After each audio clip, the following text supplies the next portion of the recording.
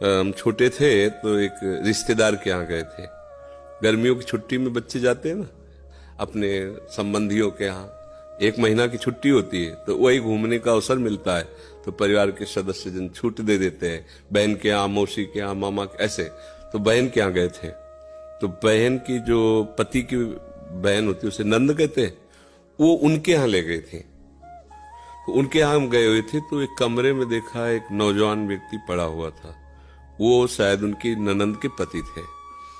तो उनको पता नहीं क्या लगा, भगवान की प्रेरणा, हम तो बच्चे थे, तो हमें बुलाया, ऐसे नजदीक गए तो रोने लगे। उनका बच्चा अब हमारी कोई बात नहीं सुनता तो हमें मन में है आपसे बता दें। तो शायद हमें भगवान उदाहरण देना चाहते होंगे इसलिए सुनवाया होगा, नहीं तो हम बच्चा थे, उनका कोई सपोर्ट तो कर ही नहीं सकते थे। उनका बच्चा है, जो बिल्डिंग देख रहे हो ना, ये मेरी बनवाई हुई है, वो मेरी पत्नी है, और वो टाकीज के सामने मेरी चाय, समोसा, पान इसकी दुकान थी।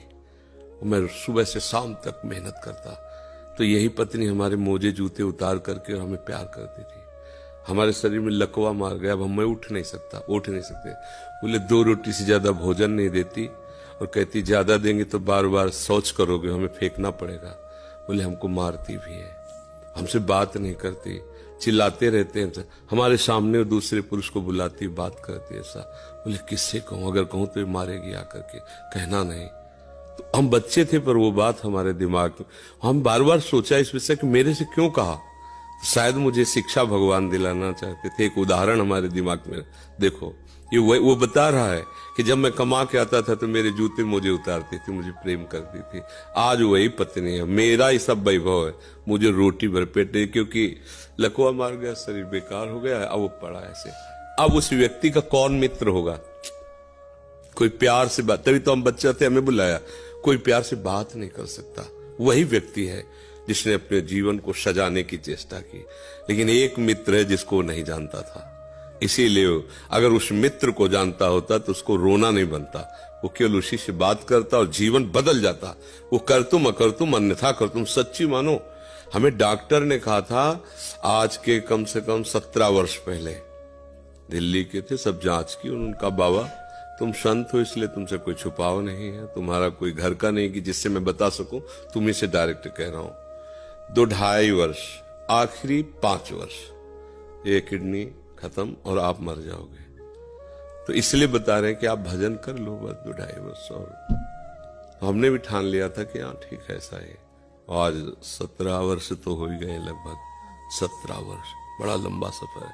अभी आपके सामने बैठे, फेल भी है और पास भी है, नहीं पास है। देखो जो दिनचर्या हमें चाहिए वो हमारे शरीर कर रहा है, तो हम पास है। और फेल इसलिए कि संसार की दृष्टि से वो किडनी फेल है।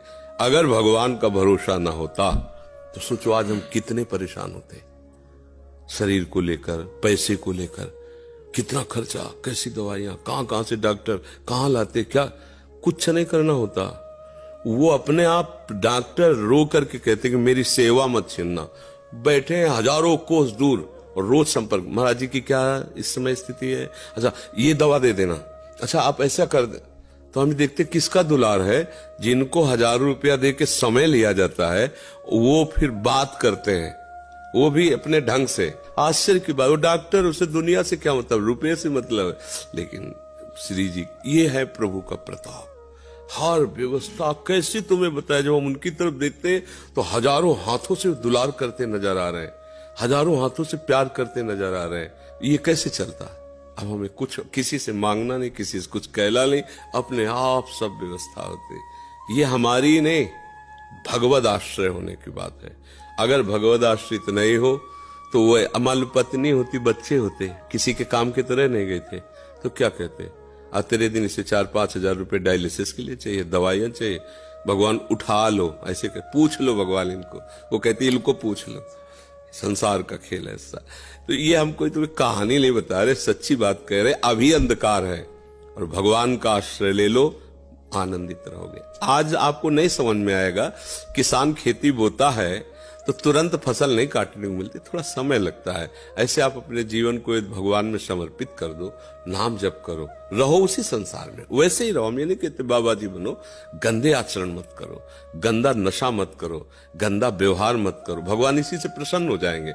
आप ज्यादा जप तप भले मत करो, पर गंदे आचरण मत करो, और भगवान का सहारा वो सब कुछ संभाल लेते, बहुत